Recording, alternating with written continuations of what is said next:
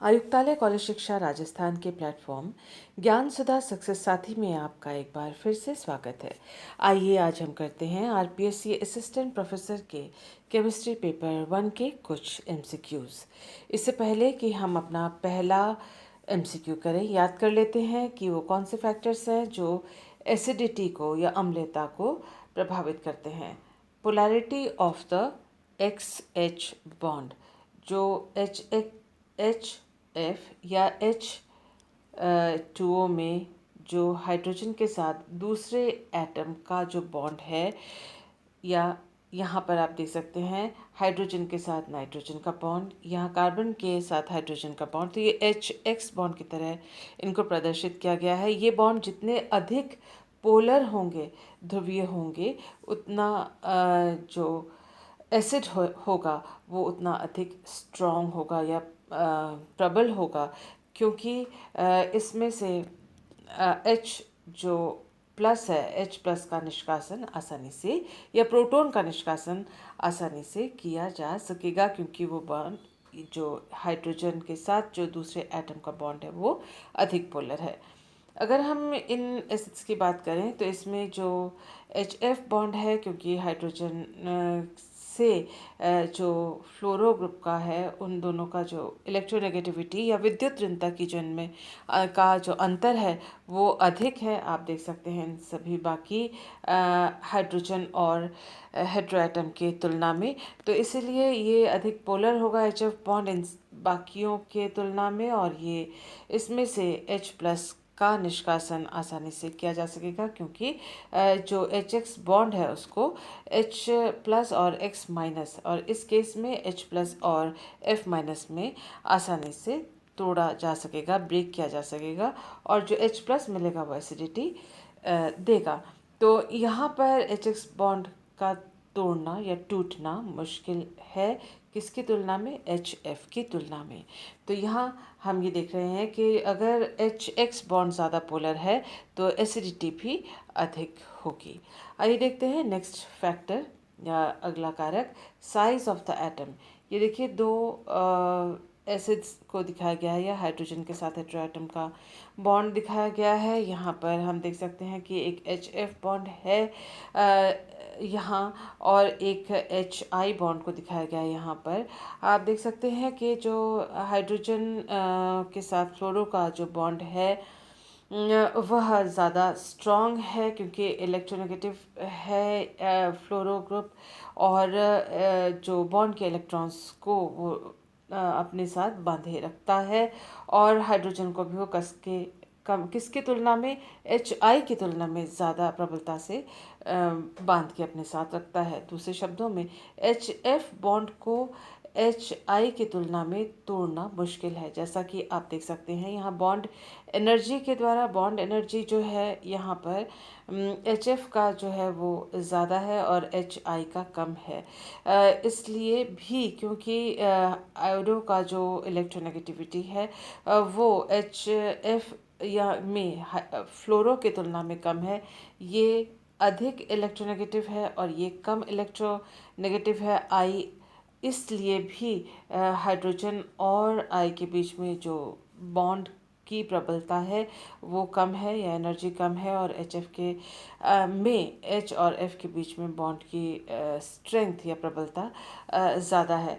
Acid actually becomes stronger as we go down the column. किसी भी column periodic table के column में जैसे ही हम ऊपर से नीचे की ओर आते हैं, अम्ल की प्रबलता इसलिए बढ़ती जाती है क्योंकि जो कॉन्जुगेट बेस होगा यहाँ पर आई माइनस, वो ज़्यादा स्टेबल होगा। मोरोवर जो आई है उसके साथ जो एच का जो बॉन्ड है वो कम प्रबल या अ, तुलनात्मक रूप से दुर्बल होगा इस केस में, जहाँ कि हम ऊपर से नीचे पीरियोडिक टेबल में एक कॉलम में जा रहे हैं। तो साइज ऑफ द एटम, जैसे जैसे एटम का साइज बढ़ता जाता है वैसे वैसे ये जो हाइड्रोजन के साथ उसके बॉन्ड की स्ट्रेंथ है, वो प्रबलता है, वो घटती जाती है, और H प्लस का निष्कासन आसान हो जाता है।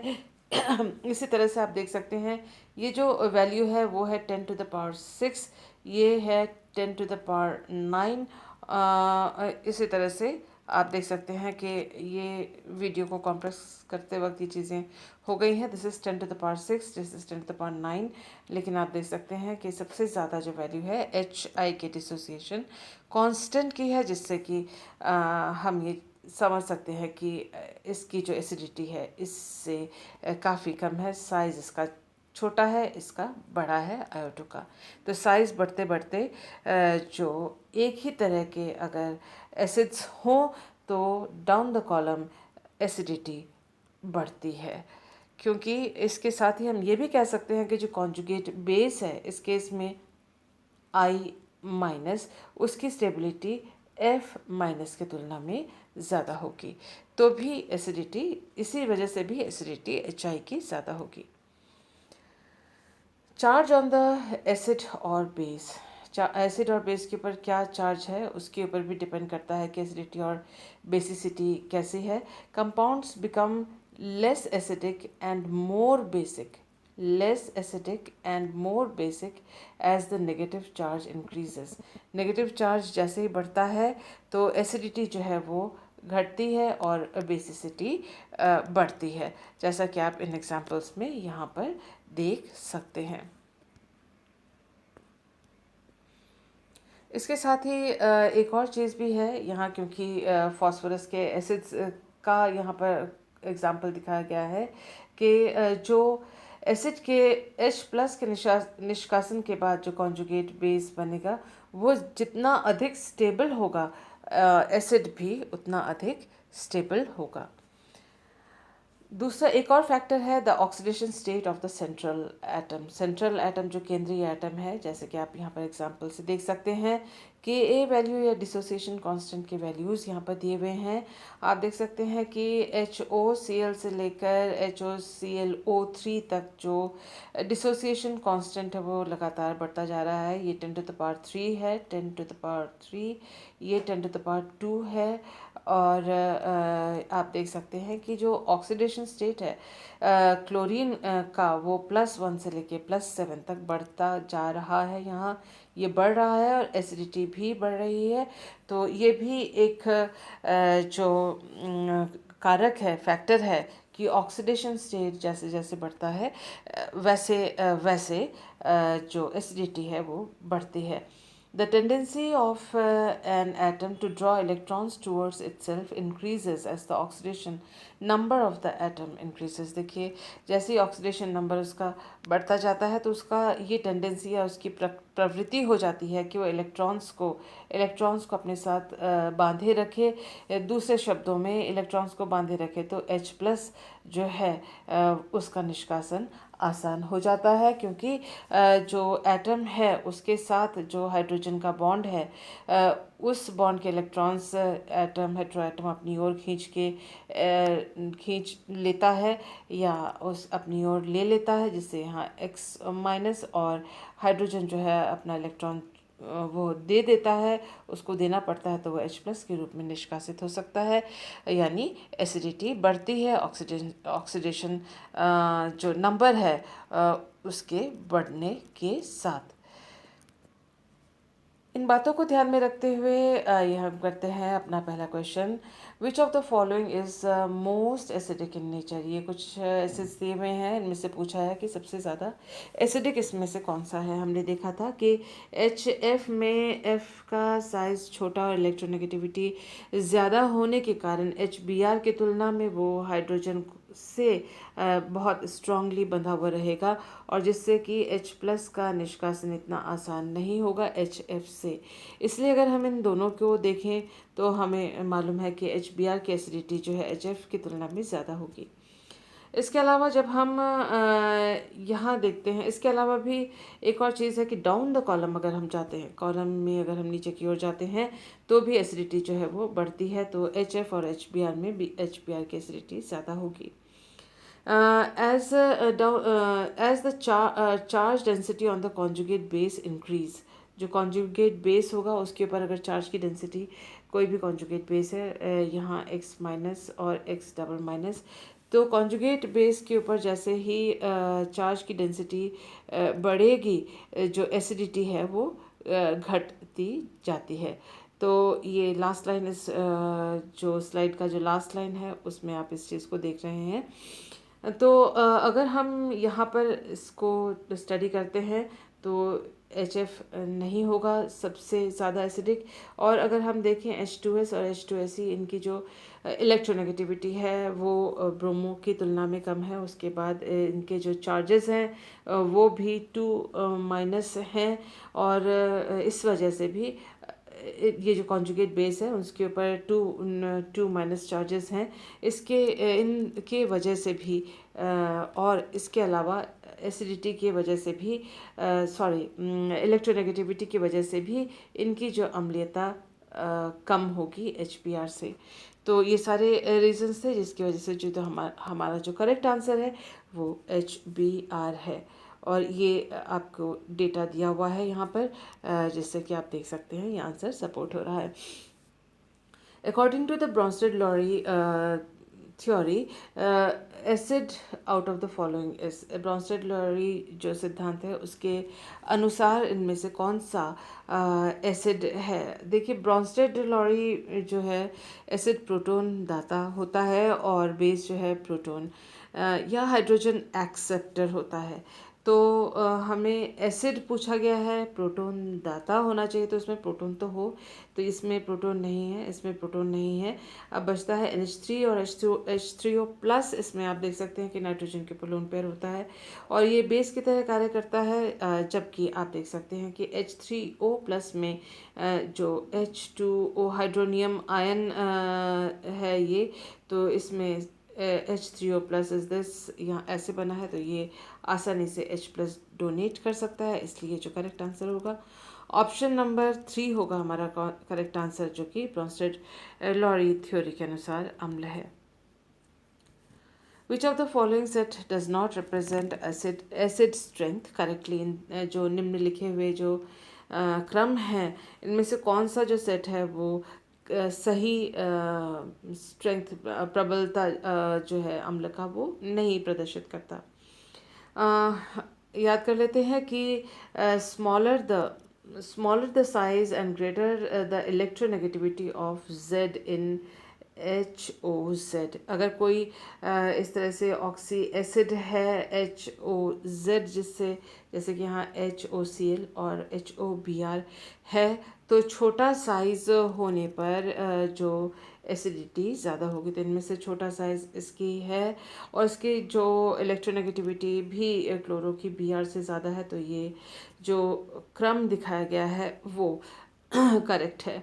इसके अलावा हमें मालूम है कि H2S की तुलना में, क्योंकि जो S का साइज़ बड़ा भी है और ये कॉन्जुगेट बेस जो होगा ये ज़्यादा स्टेबल होगा, तो इसकी एसिडिटी ज़्यादा है वाटर की तुलना में।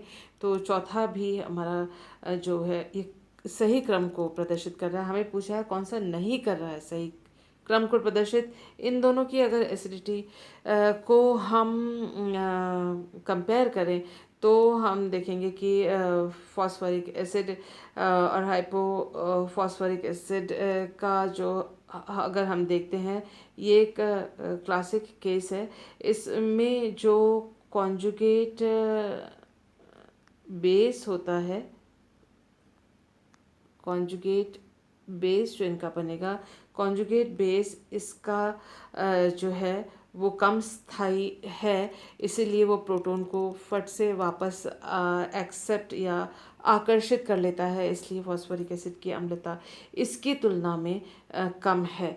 और जबकि ये इसका जो कॉन्जुगेट बेस है वो प्रोटॉन को उतना आसानी से एक्सेप्ट नहीं करता। ये प्रोटॉन को, इसका जो कॉन्जुगेट बेस है प्रोटॉन को आसानी से एक्सेप्ट करता है। इन दोनों का अगर अध्ययन किया जाए आपस में तुलनात्मक रूप से, इसी वजह से जो H3PO4 की जो एसिडिटी है H3PO2 से कम है। तो ये भी सही क्रम दिखा रहा है, ये भी सही क्रम दिखा रहा है, ये भी सही क्रम दिखा रहा है, जबकि ये सही क्रम नहीं दिखा रहा है। क्योंकि देखिए एक greater the number of negative atoms present in the oxy acids stronger is the acid, ये है कि अधिक अगर ऑक्सी एसिड्स में, ये ऑक्सी एसिड्स हैं, ऑक्सी एसिड में नेगेटिव जो एटम्स हैं, नेगेटिव एटम्स की संख्या जितनी ज़्यादा होगी, एसिडिटी भी उतनी अधिक होगी। तो यहाँ नेगेटिव एटम्स जैसे Cl और O हैं, ज़्यादा हैं, यहाँ पर Cl और O एक है, एक Cl और O है, यहाँ पर एक ऑक्सीजन ज़्यादा है, नेगेटिव एटम इसमें ज़्यादा है, तो इसकी एसिडिटी ज़्यादा होनी चाहिए, इसकी कम, जबकि इसका उल्टा दिखाया हुआ है। इसीलिए ये जो ऑप्शन नंबर 2 है, it does not represent the acid strength correctly. इसमें जो है सही क्रम जो है या सही अम्लता का जो क्रम है वो इसमें दिखाया नहीं गया है, तो आंसर 2 जो है इसका करेक्ट ऑप्शन है। Number of methyl groups present in the molecule of 2,2,7 trimethyl oct 6 ene 4 yne 3 all. तो सबसे पहले जो हमें इसका स्ट्रक्चर लिखना चाहिए, और इन्होंने पूछा है नंबर ऑफ मेथल ग्रुप इसमें कितने होंगे। यहाँ पर ऑक्ट है और 3 ऑल है, तो पहले ऑक्ट के लिए तो 8 कार्बन हम लिख लेते हैं, और उसके बाद हम डबल बॉन्ड डालना शुरू करें। 6 पे इन, पहले नंबरिंग कर लीजिए, नंबरिंग कर लेते हैं 1 से लेके 8 तक, और उसके बाद 6 पे हमने देखा डबल बॉन्ड लगाया, उसके बाद 4 पे आइन, 4 पे हमने ट्रिपल बॉन्ड लगाया, और उसके बाद 3 पे ऑल, 3 पे OH ग्रुप लगाया, उसके बाद 2 to 7, तो 2 पे 2 मेथल ग्रुप और 7 पे एक मेथल ग्रुप लगाया, और बाकी को हमने हाइड्रोजन से भर दिया। तो अब हम देखते हैं, इन्होंने हमसे पूछा है नंबर ऑफ मेथल ग्रुप, तो मेथल ग्रुप हम इसमें देखते हैं, this is 1, this is 2, this is 3, 4 and 5। तो ये टोटल 5 मेथल ग्रुप हैं इस मॉलिक्यूल के अंदर। तो हमारा जो ऑप्शन है इसमें नंबर 3 ऑप्शन है, जिसमें लिखा हुआ है कि number of methyl groups is 5। So इस तरह से हमने इस आंसर को निकाला। नेक्स्ट क्वेश्चन है IUPAC name of CH3CH2CH2 whole 4C is. तो सबसे पहले जो है हमने इस स्ट्रक्चर को लिखा। ये जो कार्बन, सेंट्रल कार्बन है वो ये रहा, उसमें हम देख सकते हैं कि 4 एन प्रोपिल ग्रुप लगे हुए हैं, तो एन प्रोपिल ग्रुप हमने 1, 2, 3 और 4 इसमें लगा दिए। और क्योंकि ये सिमेट्रिक मॉलिक्यूल है तो ये सेंटर में है, तो चाहे आप नंबरिंग यहाँ से यहाँ करें या चाहे यहाँ से यहाँ करें, हर हालत में दोनों ही स्टेट कंडीशन में आपको number of carbon atoms in the chain जो है वो 7 ही मिलेंगे, चाहे 1 2 3 4 5 6 7 इधर से करें चाहे वहाँ से करें। उसके बाद इसका IUPAC नेम पूछा गया है, तो ये हेप्टेन होगा, तो ये नहीं होगा, ये नहीं होगा, ये इन दोनों में से कोई एक हो सकता है। हम देख सकते हैं जो चौथे कार्बन पे 2 प्रोपिल ग्रुप लगे हुए हैं, तो 4 डाई एन प्रोपिल जो हेप्टेन है, that is the correct answer, ये नहीं है। सो ऑप्शन नंबर 3 जो है हमारा करेक्ट आंसर है। याद कर लेते हैं कि जब फ्यूरैन का गैटरमैन फॉर्मेलेशन रिएक्शन होता है HCl और HCl के प्रेजेंस में, तो इस तरह से 2 पोजीशन पे जो है फॉर्मेलेशन रिएक्शन फॉर्मल ग्रुप लग जाता है, और ये फरफ्यूरल के नाम से भी पुकारा जाता है। तो हमसे पूछा है फ्यूरैन अंडरगोज गैटरमैन रिएक्शन, तो ये गैटरमैन रिएक्शन ही था जो हमने इससे पहले वाले स्लाइड में देखा था। तो गैटरमैन रिएक्शन से इनमें से कौन सा बनता है? फ्यूराइक एसिड नहीं, फ्यूरैन नहीं, टेट्राहाइड्रोफ्यूरैन नहीं, फरफ्यूरल बनता है। तो ये है हमारा करेक्ट आंसर।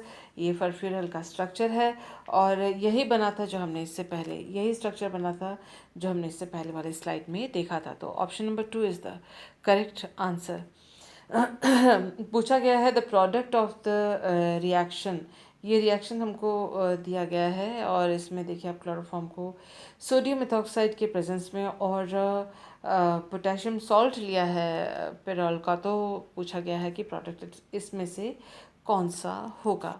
तो ये जो रिएजेंट्स हैं वो आपस में रिएक्ट करके कार्बीन देती हैं, डाइक्लोरोकार्बीन, और डाइक्लोरोकार्बीन का जो एक काम है वो है रिंग एक्सपेंशन, रिंग को, वलय का आकार बढ़ा देना। जैसा कि आप देख सकते हैं कि डाइक्लोरो या डाइक्लोरोकार्बिन का इसके ऊपर आक्रमण हुआ है और इस तरह से एक 3 मेंबर्ड रिंग बना है जो कि ओपन अप या खुलकर इस तरह से 6 सदस्यीय वलय बनाता है।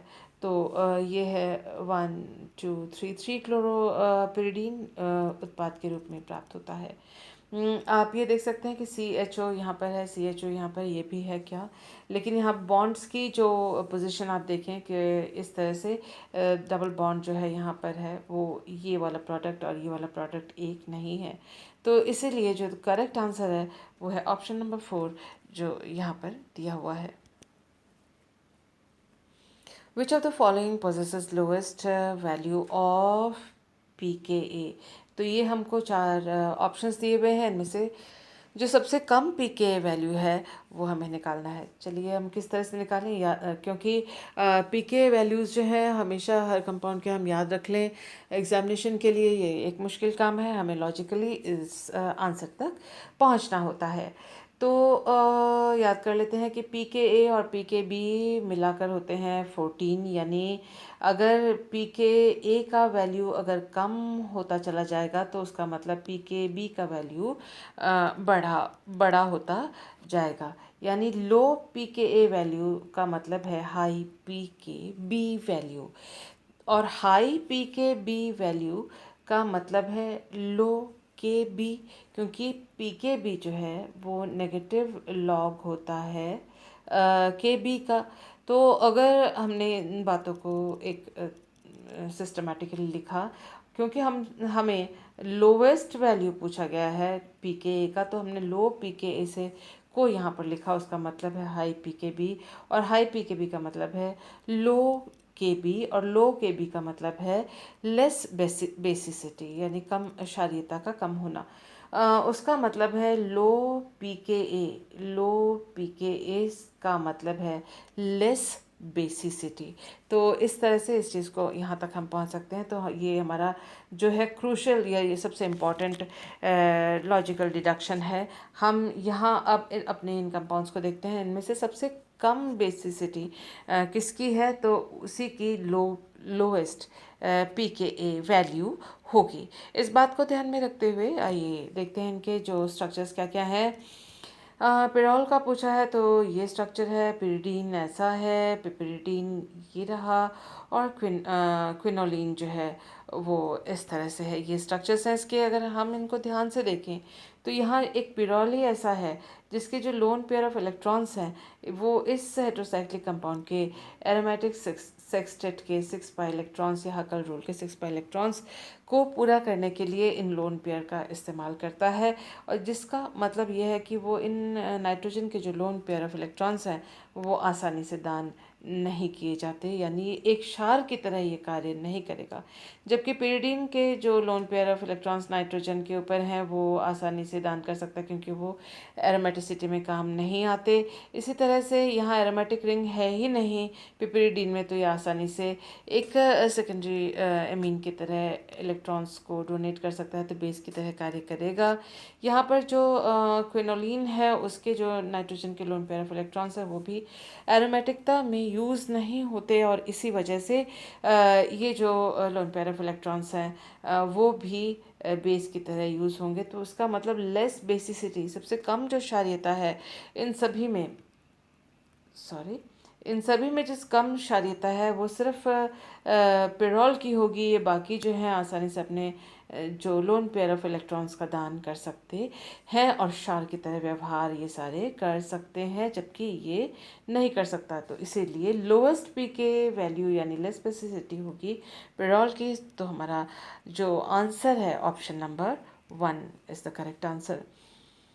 याद कर लेते हैं कि एसिटिलीन, देखिए ये एसिटिलीन को हाइड्रोजन साइनाइड के साथ अगर रेड हॉट ट्यूब में से पास किया जाता है तो पिरिडीन उत्पाद के रूप में प्राप्त होता है।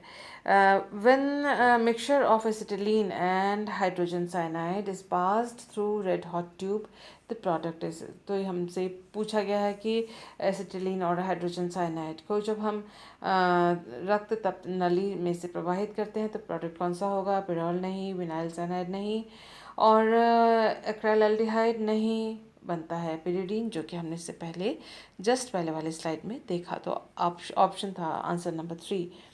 शिशुबैबिन रिएक्शन को याद कर लेते हैं। पिरिडीन के साथ सोडामाइड के साथ लिक्विड अमोनिया के साथ जब रिएक्शन होती है तो हम देख सकते हैं कि अल्टीमेटली जो नंबर 2 पोजीशन है उसमें NH2 लगता है। अगर नंबर 6 पे कोई या इधर जो नंबर 2 आप कह सकते हैं, तो इस पोजीशन पे अगर कोई एल्किल ग्रुप या प्रतिस्थापित नहीं होता है तो इस साइड पे भी NH2 यहाँ पर लग जाता है। तो यानी छठे सेकेंड और सिक्स पोजीशन आप कह सकते हैं, या इसको सेकेंड और इसको सिक्स कह सकते हैं। सेकेंड और सिक्स पोजीशन पे शिशुबैबिन रिएक्शन के द्वारा जो पिरिडीन टू का पिरिडीन के न्यूक्लियस में एमिनो ग्रुप लग जाता है। अगर जो ये पोजीशन अगर खाली हो तो 2 एमिनो ग्रुप लगते हैं, और अगर इसमें जैसे यहाँ बाधित है ये पोजीशन तो इसमें सब्स्टिट्यूशन ऑलरेडी है, तो यहाँ पर सिर्फ 2 एमिनो पिरिडीन प्राप्त होता है। इन बातों को ध्यान में रखते हुए आइए करते हैं next question. Pyridine when reacted with excess of sodamide in toluene. तो देखिए यहाँ पर अगर एक्सेस हो आधिक्य में लिया जाता है तो ऐसी स्थिति में 2 और 6 पोजीशन पे 2,6 डाई एमिनो पिरिडीन होता है। देखिए यहाँ पर पिरिडीन पूछा गया है, एल्किल ग्रुप इसमें नहीं है, तो यहाँ जो एग्जाम्पल यहाँ पर है आप देख सकते हैं कि R अगर नहीं हो तो 2 and 6 पोजीशन पे एमिनो ग्रुप लग जाएगा। तो this is the 2,6 diamino pyridine is the correct answer. 2 amido नहीं, 4 एमिडो नहीं, ये दोनों एमिडो ग्रुप के बारे में बात कर रहे हैं। 2,4 डाई एमिनो नहीं, 2,6 पोजीशन पे एमिनेशन होगा। तो option number 4 is the correct answer. याद कर लेते हैं कि फ्यूरैन का जब एन ब्यूटाइल लिथियम के साथ रिएक्शन करवाते हैं तो 2 पोजीशन पे लिथियम लगता है और साथ में एन ब्यूटेन हमें साइड प्रोडक्ट के रूप में प्राप्त होता है। When furan is heated with n-butyl lithium, ये हमसे पूछा गया है, the product formed are और is। तो प्रोडक्ट या तो एक से अधिक कौन से प्रोडक्ट है, फ्यूराइक एसिड नहीं बनेगा।